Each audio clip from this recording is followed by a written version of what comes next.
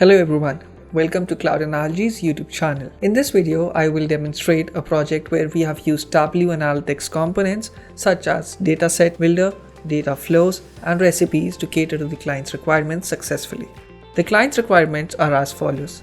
First, a dashboard on Tableau should be more efficient and can load massive data quickly. Second, a report in which a bucket value can be used in multiple buckets simultaneously. Before getting started, let me introduce you to the main components used in this project. Let's begin with Tableau CRM. Tableau CRM, formerly known as Einstein Analytics, is a revolutionary customer and business analytics platform optimized for mobile use and brings flexible customer analytics to your CRM.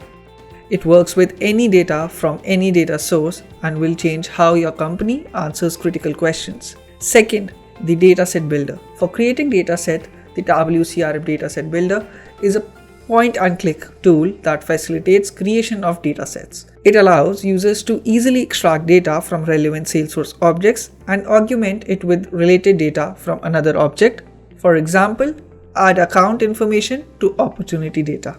The third one is Dataflow. The Dataflow tool extracts and transforms data from Salesforce or other connected data sources.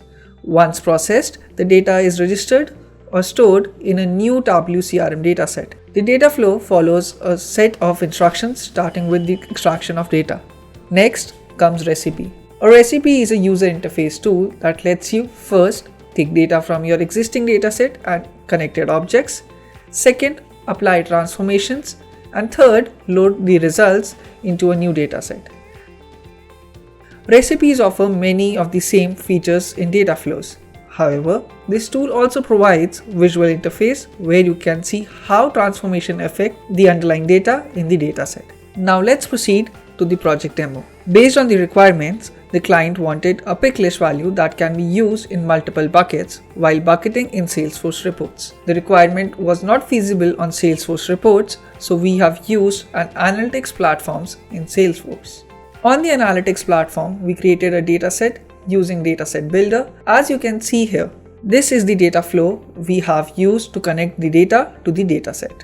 After successfully creating a data flow, let's move on to the Recipe Builder on the analytics platform. On Recipe Builder, we have used respective data set.